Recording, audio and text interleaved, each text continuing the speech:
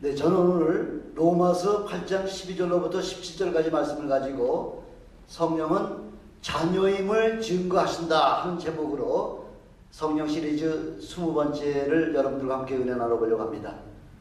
네, 성령 시리즈가 벌써 한 20번쯤 했으면은 여러분들 그 심령이 벌써, 영혼이 벌써 성령으로 충만해지기 바로 직전이라고 생각이 됩니다. 아니면은 성령 충만하실 줄은 이미 저는 확실하게 믿습니다. 성령은 바로 증거하는 영이라는 거죠. 성령은 예수님이 하나님의 아들이심과 또 그의 말씀을 기억나게 하시고요.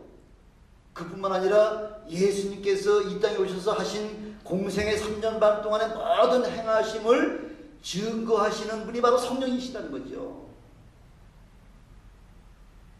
성령은 또한 예수님만 증거하시는 것이 아니라 우리가 하나님의 거룩한 자녀가 됐다고 하는 사실도 증거해 주시는 분이 바로 성령이십니다.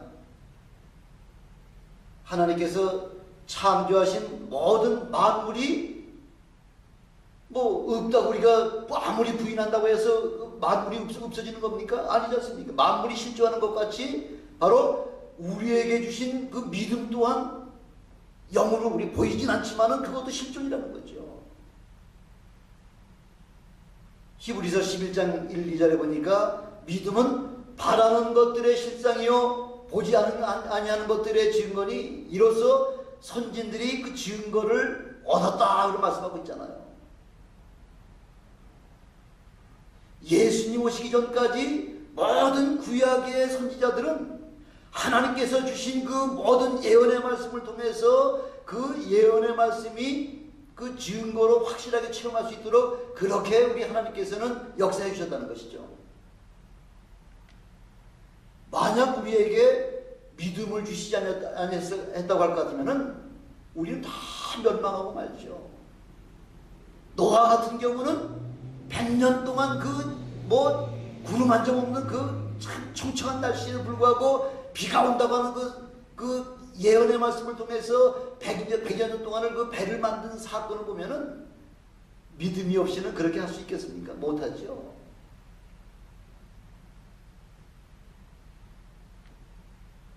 그래서 믿음은 하나님 자신을 우리에게 주셔서 자신을 계시하는 바로 이 일이 바로 믿음이라는 거죠. 그래서 우리 기독교를 가르쳐서 계시의 신앙이다 이렇게 말씀하고 있죠. 하나님 자신을 우리에게 가르쳐 주시고 알게 하시고 믿게 하시는 분이 바로 성령 하나님이라는 거죠. 그래서 우리는 성령 안에서 하나님 앞에 기도하는 거고요. 왜? 하나님께서 친히 들으신다고 하는 사실을 우리가 알기 때문에 그래서 하나님 앞에 기도드리는 거고요. 지금 오늘 이렇게 여러분들 모이셔서 하나님 앞에 예배한 이 예배가 하나님이 받으신다고 하는 사실을 우리가 성령으로 믿음으로 알기 때문에 우리가 이 하나님 앞에 전심을 다해서 지금 기도하는 거 아닙니까? 예배 드리는 거 아닙니까? 그렇기 때문에 우리는 하나님 앞에 드리는 기도나 하나님 앞에 드리는 이 예배를 소홀히 하거나 막연하게 드릴 수가 없다는 거죠. 전심을 다해서 그래서 우리가 아까부터 30분 동안 우리가 전심을 다해서 하나님 앞에 찬양 드리지 않았습니까? 왜? 우리 하나님은 찬양을 받으시기를 원하시는 하나님이기 때문에 그래서 어떤 분들은 찬양 한두 가지만 하면은 또 실증을 나고요. 찬양 긴 거 하면은 짧은 거 하라고 그러고요. 4절, 5절 있는 거 그 부르면은 아주 짜증내는 분들이 종종 있죠. 이분들은 찬양을 하나님이 받으신다고 하는 것을 우리가 알지 못하고 깨닫지 못하기 때문에 그래서 지루하게 생각하고요. 답답하게 생각하는 것이죠.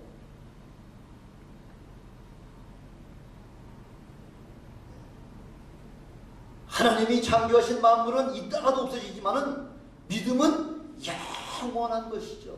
한번 우리가 하나님 앞에 드린 그 기도는요, 결단 그것이 땅에 떨어지는 법이 없다 이렇게 말씀하고 있지 않습니까? 그래서 우리 하나님께서 아브라함을 저 갈대아 우르에서 우상 만드는 그 가정에서 태어난 그 아브라함을 선택하셔서 그 한 민족을 이루게 하시고요. 그 율법을 주셔서 거룩하게 구별을 해주셨잖아요. 예, 온 세상의 수많은 민족 가운데 특별히 하나님께서는 아브라함을 택해가지고 아브라함을 통해서 이스라엘이라고 하는 그 한 민족을 세워주신 그 이유가 있지 않습니까? 왜 그 거룩한 구별된 백성을 통해서 메시아가 되시는 우리 하나님의 독생자들을 이 땅에 내려보내주시는 통로를 삼기 위해서 그렇게 아브라함을 선택하셨다는 거죠. 그리고 그 이스라엘을 통해서 더 거룩하게 살도록 하기 위해서 우리 하나님은 율법을 주시지 않았습니까? 그래서 율법을 잘 지키는 그 자들에게는 하나님께서 엄청난 축복을 주시고요.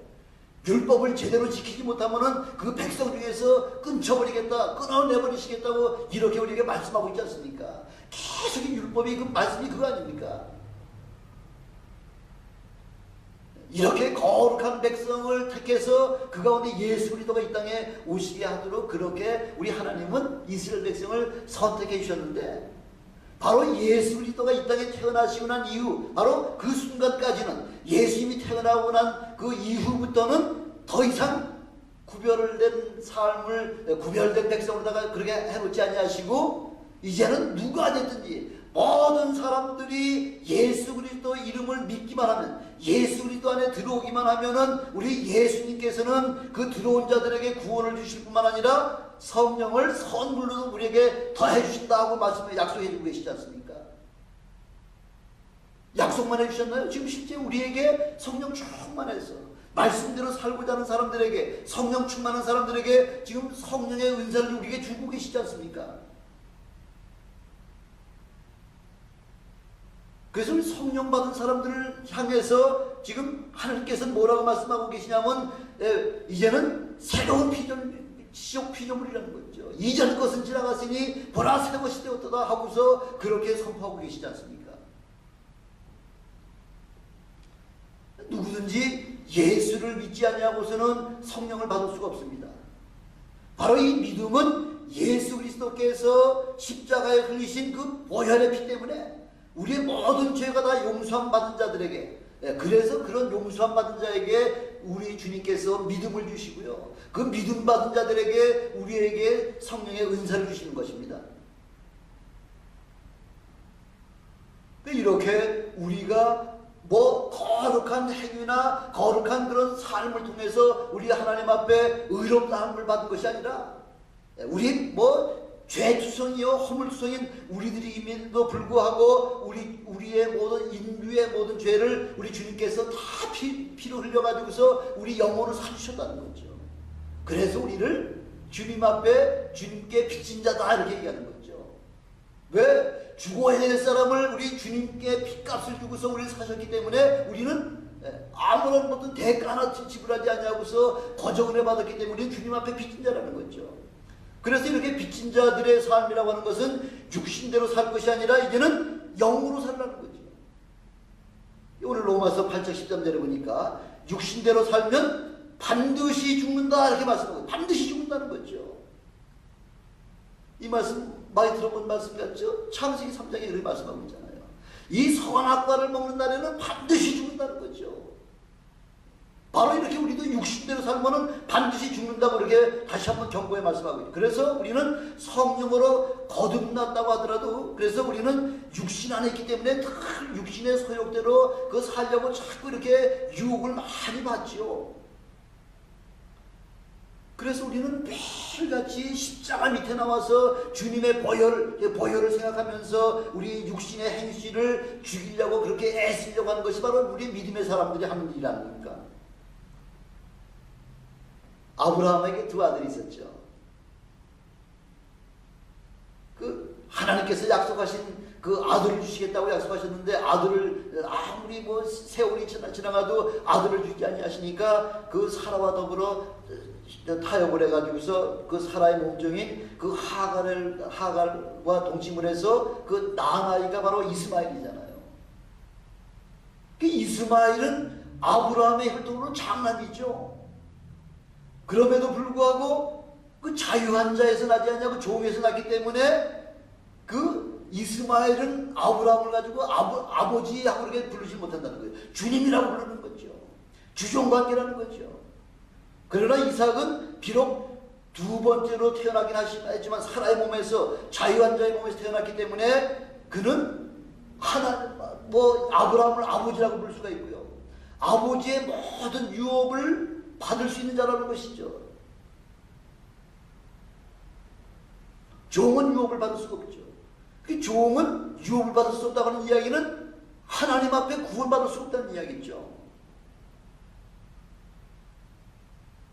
그래서 갈라디아에서 보면은 율법과 이 복음을 가지고서 바로 이 이스마엘과 바로 이삭을 가지고 비유를 하기도 하고요. 하갈과 사라를 비유를 해가지고서 그렇게 우리에게 쉽게, 왜 이스라엘 백성들이 제일 이해하기 쉽게 그렇게 하려고 하면은 우리 믿음의 조상 아브라함을 통해서 그 두 아들 이스마엘과 이삭에 관한 이야기를 할 것 같으면 제일 이해하기 쉽잖아요.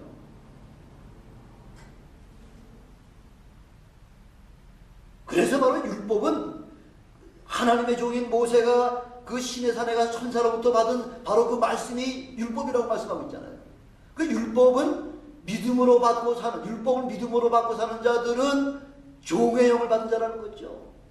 그 종의 영을 받은 자들은 하나님을 아버지라고 볼 수가 없다는 거죠. 그러나 자유자, 이삭으로 난 자는 바로 그 이삭에서로부터 난 자라야말로 바로 예수 그리스도는 복음을 받은 자들, 바로 복음을 받은 자들은 예수 그리스도로 말미암아 난 자들이기 때문에 바로 그래서 이 복음 안에 들어와 있는 사람들로 말미암아 하나님을 아들의 영을 받았기 때문에 하나님을 아버지라 부를 수 있다는 것이죠.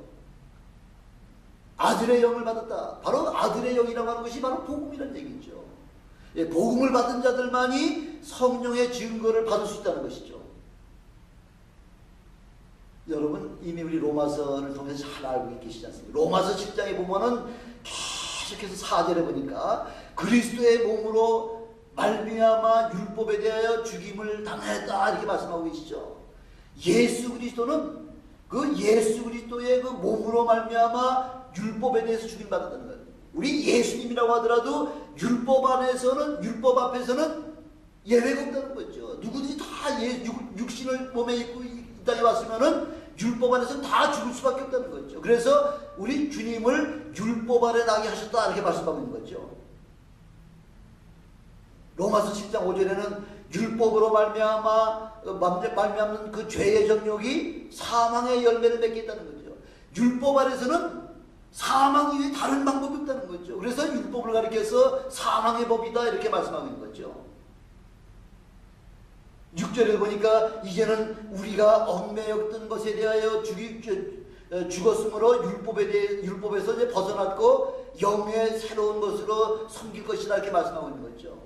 우리 모든 육체들은 예수 그리스도께서 우리를 대신해서 육신이 죽어주셨기 때문에 우리는 바로 예수 그리스도와 더불어 우리의 모든 육신의 정욕은 다 죽었다는 거죠. 사망의 열매가 되어가 다 죽었다는 거죠. 그래서 이제는 예수님과 더불어 다시 그 부활의 영을 통해서 영의 새로운 사람으로다가 우리가 새 태어났기 때문에 이제는 영의 사람으로 섬길 것이라고 말씀하고 있죠. 로마서 7장 23절에는 율법을 가리켜서 죄의 법이다 이렇게 말씀하고 있는 거죠. 왜? 죄가 그 율법이 없으면 죄가 죄인지 모르지만은 율법을 통해서 이것이 죄고 이것이 죄가 아니구나 하는 이걸 율법을 통해서 우리가 분명히 알 수 있기 때문에 그 율법은 죄를 갖다가 정해주는 바로 그 바로메타라는 거죠. 측정하는 것, 바로 그 기능을 하는 것이 바로 율법이라는 거죠. 그 죄로 말미암아 그 죄의 싹스는 뭐예요? 다 사망이잖아요. 그래서 율법을 다른 말로는 또 사망의 법이라고 이렇게 말하고 있는 거예요. 그래서 율법에서는 자유할 사람이 아무도 없다는 거죠. 아니 그 율법에서 자유할 사람이 없을 것 같으면은 그 율법에 율법에 하나의 흠도 없고요. 아주 바리새인 중에 바리새인요, 아주 서기관 중에 서기관요, 그 율법에 흠이 없이 온전하다고 그 자부하던 사도 바울이 그 주님의 은혜를 체험하고 나서 율법 가지고서 그대로 살려고 그렇게 애를 쓰려고 합니까? 율법대로 살 수가 있습니까? 예, 전에 예수 그리스도를 몰랐을 때는 내가 나만큼 율법을 잘 지키는 사람이 있느냐, 나는 율법을 완전하게 아주 율법에 흠이 없는 사람이라고 이렇게 자부하던 사람인데도 불구하고 이제는 예수 그리스도의 복음을 체험하고 나니까 율법 안에서는 도무지 살아갈 살 방법이 없다는 거죠. 그 율법에는 여기서도 걸리고 저기서도 걸리고 온 사방에 다 걸리고 나니까 사도 바울같이 이렇게 온전하다고 생각한 사람도 그 속에서부터 그냥 신음이 튀어나오는 거죠. 아, 그러면 율법으로 말미암아 나는 다 죽을 수밖에 없는 거죠. 그래서 이 사도 바울이 로마서 7장 24절에 보니까 오호라 나는 곤고한 사람이로다. 이 사망의 몸에서 누가 나를 건져내랴. 예, 율법 아래서는 온전하게 살려고 그렇게 애를 써도 그 율법에서는 살아날 수 있는 방법이 없다는 거죠. 사망의 방법에서 누가 나를 건져낼 수 있는 그 방법이 무엇이 있겠냐는 거죠. 아무것도 없다는 거죠. 그러면서 7장 25절에 보니까 우리 주 예수 그리스도로 말미암아 하나님께 감사하노라. 예, 율법 안에서는 도무지 살 방법이 없지만은 이제 예수 그리스도 안에 들어오고 나니까 이제는 우리에게 살 소망이 있다는 거죠. 그래서 예수 그리스도로 말미암아 이제 하나님 앞에 감사한다고 하고서 이렇게 큰데 외치고 있는 것이죠. 그래서 마음으로는 하나님의 법을, 육신으로는 죄의 법을 섬길 수밖에 없다는 거죠. 왜? 육신이 있는 한은 율법을 지켜야 되니까. 예. 그러나 율법을 지켜가지고서는 구원이 되지 못하기 때문에 하나님의 마음으로는 하나님의 법을 섬김으로 말미암아 구원의 반열에 참여하게 된다는 거죠. 그래서 로마서 8장 1절에 들어가면서부터 그러므로 이제 그리스도 예수 안에 있는 자들에게는 결코 정죄함이 없다는 거죠. 어떠한 죄를 저질렀든지 간에 주님 안에 들어오기만 하면, 예수 안에 들어온 자들에게는 다 정죄함이 없이 다 구원시켜 주시겠다는 거죠. 얼마나 감사합니까? 할렐루야죠. 그래서 예수 그리스도로 말미암아 성령이 내 안에 들어오셨기 때문에 이제는 하나님의 생명이 우리 안에 들어와 계신다는 거죠. 성령으로 말미암아 지금 살아계신 예수 그리스도께서 우리 여러분 안에, 내 안에 지금 들어와 계신다는 거죠. 막 생명이라는 거죠. 이렇게 생명이 들어오면 죽을 수밖에 없는 우리의 죽음의 사람이 이제는 예수 그리스도의 생명이 들어오고 나니까 삶이 변화가 되는 거죠. 육신의 소욕을 이길 수 있는 힘이 비로소 생기기 시작하는 거죠. 요즘 한국 뉴스나 신문이나 TV 뉴스 시간에 보면은 계속해서 지금 올라오는 뉴스들이 있죠. 한국의 젊은 검사가 피의자를 죄를 조사한다는 명목으로다가 토요일날 오후 늦게 불러가지고요, 부적절한 관계를 맺고 또 호텔에 가서 또 성적인 그런 또 욕망 다 취하고 났는데, 예, 육신의 욕망은 다 해결해서 왔는데 그것도 끝날 줄 알았는데 그 여자가 이제 이 검사를 이제 협박하기 시작하니까 그 돈을 몇천만 원을 이제 그 여인에게 주고서도요, 돈 몇천만 원, 예, 잠깐 육신의 정욕을 취하는 것 때문에 돈 몇천만 원을 주고서도 그거 가지고 해결이 안 돼가지고요, 결국은, 예, 또 고발을 해가지고서 지금 이 젊은 검사가 지금 감옥살이 하게 생기지 않았습니까? 아니, 검사가 아무나 되는 겁니까?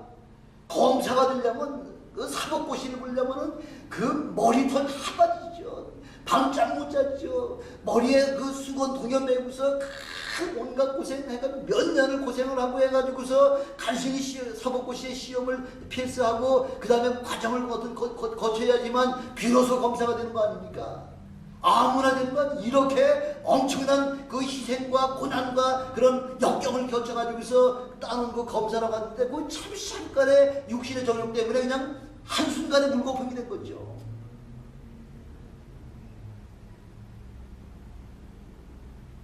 그러나 성령의 사람은 죄의 유혹에서 이길 수 있는 힘을 주신다는 거죠. 육신의 본능도 이길 수 있는 힘을 주신다는 거죠. 우리도 마찬가지긴 하겠습니다만은, 그러나 성령께서 함께 하시면은 모든 육신의 정욕과 취하고 들어오는 것을 우리는 잘라낼 수 있는 능력이 우리 성령의 사람에게는 있다는 거죠. 근데 문제는 성령을 체험하고서도 성령님께 그 내 문제를 바뀌지 않냐는 사람들 있잖아요. 은혜를 받고서도 지난주에도 제가 말씀드렸지만은 그 하나님께로부터 받은 그 달란트를 그 활용을 해가지고서 은사 주신 목적이 뭐라고 말씀드렸나요? 예수 그리스도의 복음을 증거하는 그 도구로 사용하기 위해서 우리에게 은사 주신다고 말씀하셨는데, 그 주신 은사를 우리가 사용하지 않을 것 같으면은, 그러면 우리 주님이 오셨을 때에 악하고 게으름종이라고 책망받고서 저 바깥 어두운 데로 쫓겨나가서 슬피 통곡하며 일감이 있으리라고 그렇게 우리에게 이미 약속해주고 계시지, 말씀해주고 계시잖아요. 성령을 체험하면 성령께 우리의 모든 삶을 그분에게 키를 맡겨드려야 되는 거예요. 그분으로 하여금 나의 일거수일투족을 이렇게 조정할 수 있도록 그분에게 나의 그 삶 전체를 맡겨드려야 되는데, 그걸 맡겨드리지 않냐고 내가 내 거는 내가 해결하겠다고 이렇게 나오면은 성령님께서 하실 일이 없잖아요. 그러면 결국 내가 하려고 그래 애쓸 것 같으면 그건 육신의 소욕에 넘어질 수밖에 없다는 거죠. 성령이 우리 안에 들어오셔야만, 그래서야만 비로소 우리는 승리하는 삶을 살 수가 있다는 거죠. 요즘 한참 문제가 되고 있는 그 일들이 그 베리칩 사건이잖아요. 베리칩이 뭐 어떤 목사님들 그 오렌지 카운티 목사회에서는 뭐 베리칩 받아도 뭐 얼마든지 받아도 괜찮다고 이제 그렇게 그 광고도 뭐 내는 걸 제가 봤습니다만은, 그게 그래 간다는 것이 아니죠. 그 베리칩 속에는 안테나가 들어가 있고요. 또 우리 피가 왔다 갔다 하면서 또 계속해서 차지할 수 있는 그 배터리가 들어가 있고요. 그것이 문제가 아니라 그 베리칩 안에는 우리 인체가 약 30억 개의 유전인자로다가 구성이 되어 있다고 하는데, 그 중에 그 제일 중요한 부분이 128개의 그런 그 그룹으로다가 분류가 되어 있다는 거죠. 그 128개의 그룹을 모아가지고 지금 베리칩 속에 집어넣어가지고요, 우리의 모든 생각과 우리의 모든 그 감정과 우리 하는 모든 육신의 모든 문제들을 그 128개의 다 그것을 그 베리칩 속에 집어넣어가지고요, 그래서 외부에서 컨트롤할 수 있다고 하는 것이 그게 큰 문제라는 거죠. 아니 받아도 내가 예수 잘 믿으면 될 거 아니냐, 그렇게 되는 거 아니에요. 아무리 내가 예수를 잘 믿으려고 애를 써도 그 베리칩을 받고 나면은 내가 내 마음대로 내 뜻대로 내 생각대로 내 의지대로다가 내 삶을 내가 조정하지 못한다는 거죠. 여러분들 유비코터스라고 하는 그 말을 들어보셨습니까? 유비코터스. 요즘 한국이 전 세계 IT 강국이잖아요. 그래서 조그만 요 패드 하나 가지고서, 요 패드 하나만 가지고서도 벌써 내가 6시쯤 퇴근하면은 집에 도착하면 7시쯤 되겠다 그러면 밥하는 것부터 시작해가지고요, 뭐 집안 청소하는 것부터 시작해가지고 세탁하는 것부터 시작해가지고 내가 꼭 필요한 거를 그 TV를 지금 그 녹화를 좀 하고 싶은 것, 이런 모든 것들을 이 밖에서 뭐 집안의 시큐리티 관계, 이 모든 것을 이 패드 하나가 바깥에서, 집 바깥에서 다 조정할 수가 있다는 거죠. 우리 집안의 시큐리티가 지금 뭐 어디 문이 뚫린 데가 없나 이거 체크하는 것도 그 유비코드 시스템에 해가지고 완벽하게 다 집안일을 다 할 수가 있다는 것이죠.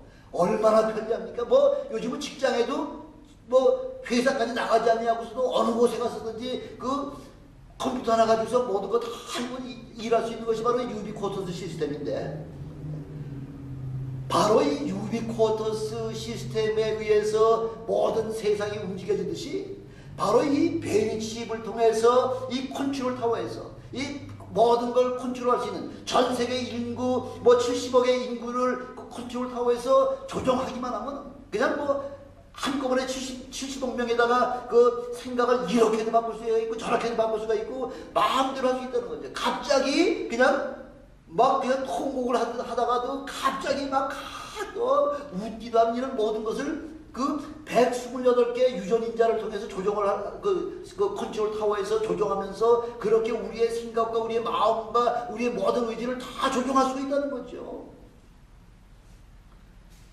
그래서 베일칩이 무섭다는 거예요. 성경에서 이렇게 말씀하고 있잖아요. 성령으로 시작했다가 어떻게 육체로 마치려고 하느냐.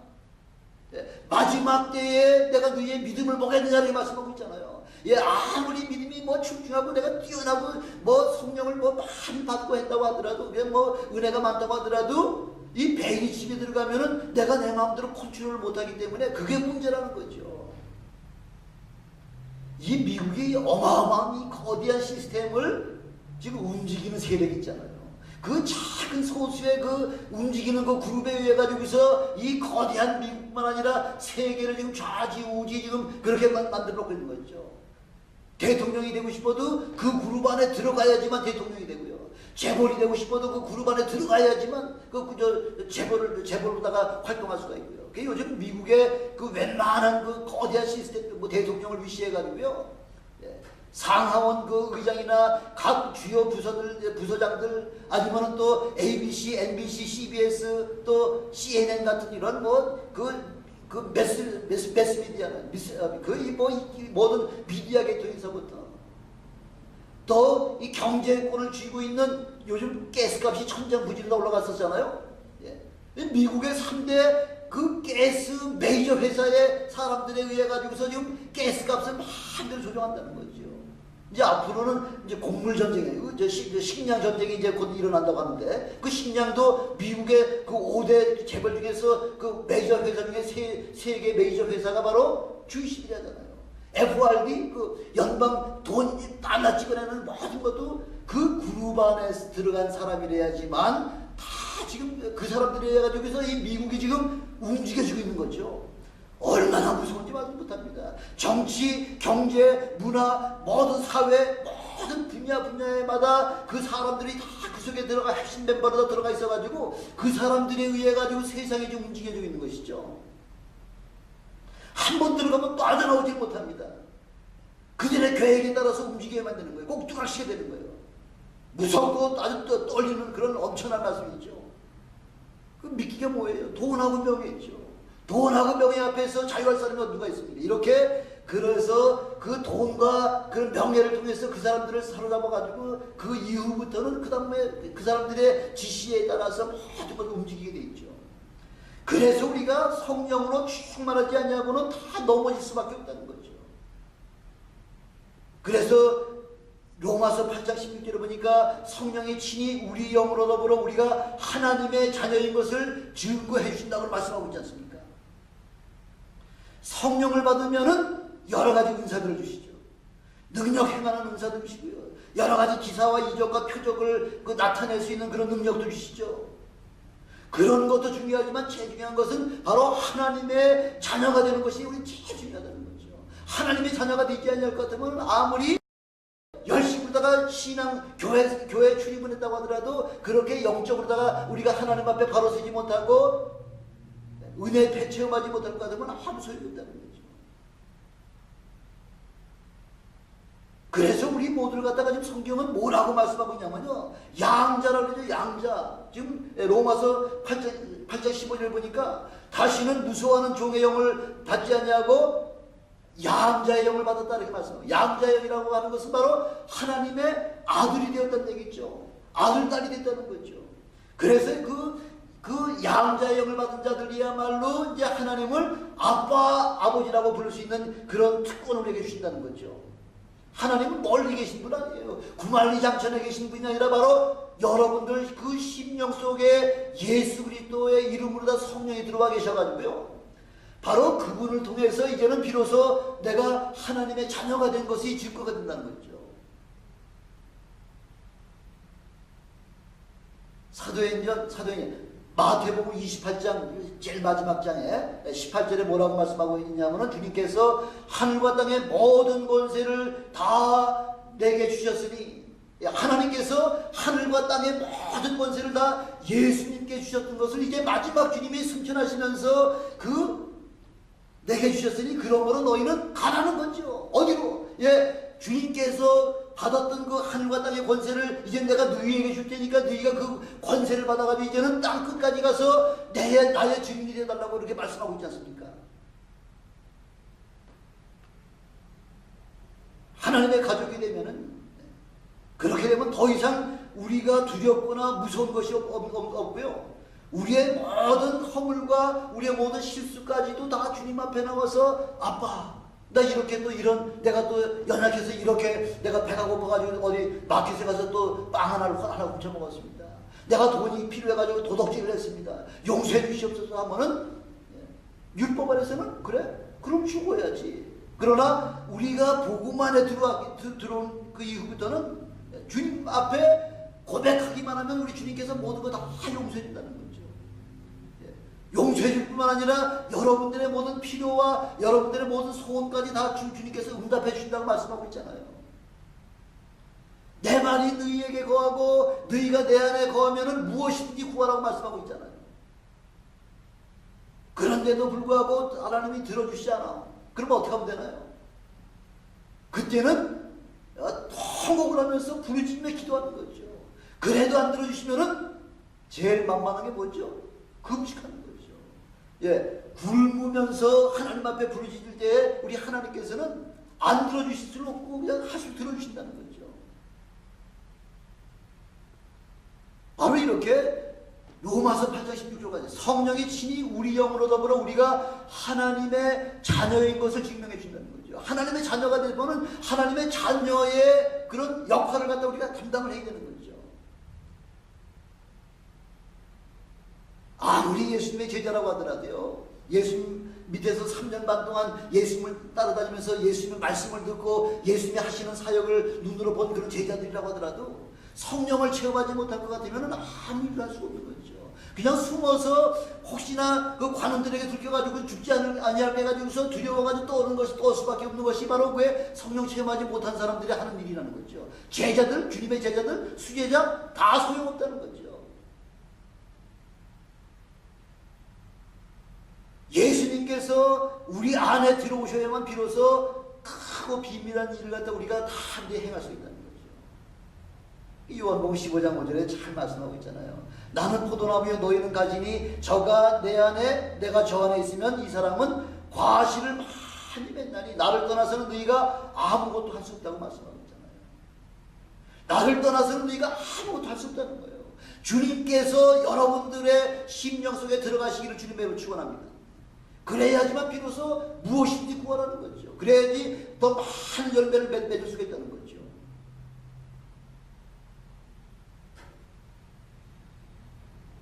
육체로는 내 안으로 들어오실 수가 없잖아요, 우리 예수님께서.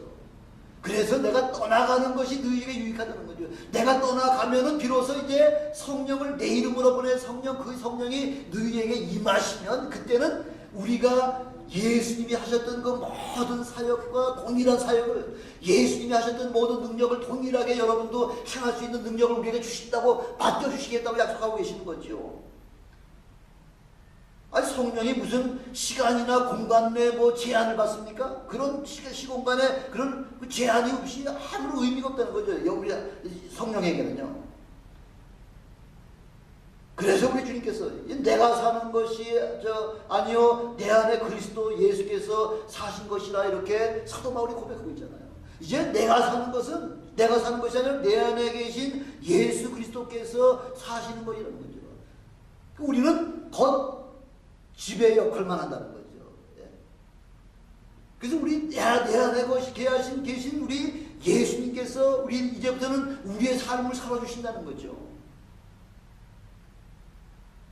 성령이 함께 하시니까 우리의 삶이 변화가 되잖아요. 그렇게 아주 그냥 못되고 아주 악독하고 사람을 죽이는 걸 아주 마치 파리 죽이듯이 그렇게 죽이는 그 살인자, 강도, 그 모든 그 아주 악한 그 삶 속에 살던 그 사람이라고 하더라도 성령이 내 속에 들어오게 되면 그 다음부터는 사람이 180도가 밝혀지는 거죠.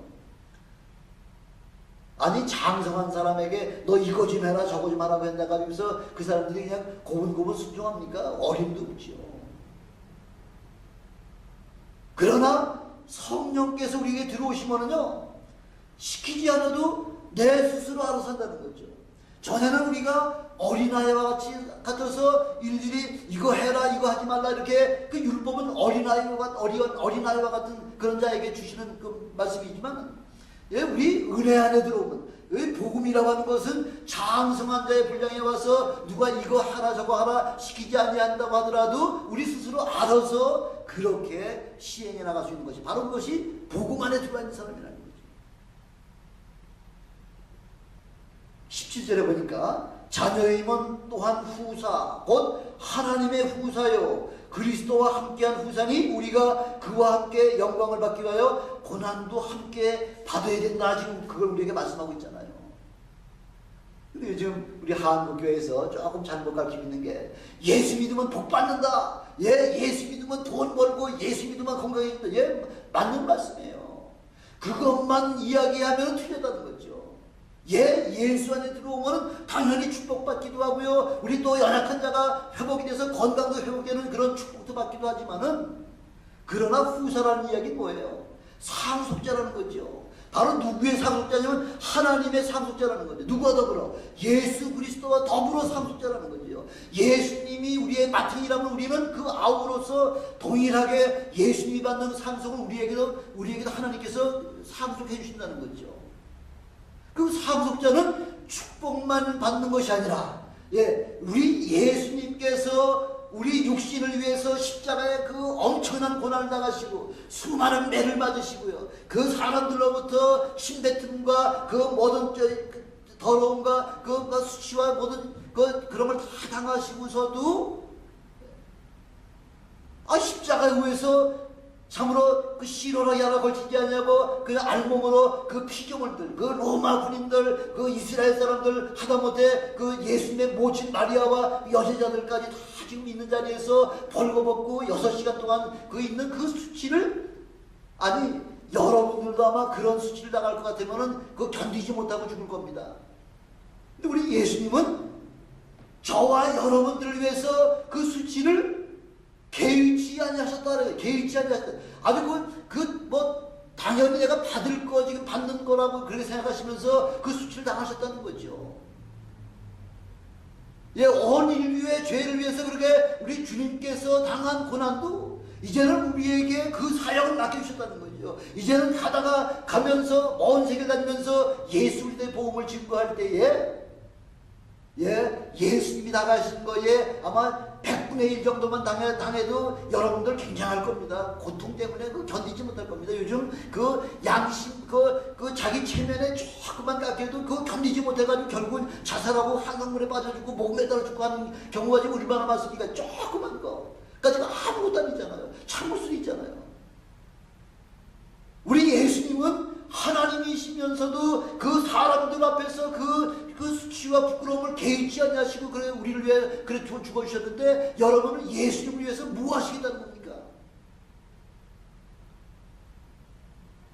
우리 주위에는 지금 여러 가지 어렵고 힘든 자들이 있습니다. 그런 사람들을 위해서 우리가 희생도 해야 되고요. 그런 사람들을 위해서 우리가 고난도 좀 받아야 되고요. 그래 고난은 저주가 아니라 축복이라는 거죠. 바로 이것이 성령 받은 자들에게 행할 의무요 사명이라는 겁니다. 그냥 복 주시옵소서 복만 받는 것이 아니라 주님께서 받으신 고난도 함께 후사는 받아야 된다는 거죠. 그런 사람이 아니면은 그렇지 아니할 것이면 참 그리스도인이 아니라는 거죠. 참 예수님의 제자가 아니라는 거죠. 축복과 더불어 고난도 함께 받으시는 거기에 함께 참여하셔서 하나님의 자녀여 성령 받은 자들의 사명을 감당하시는 저와 여러분들이 되시기를 주님의 이름으로 축원합니다. 기도하시겠습니다.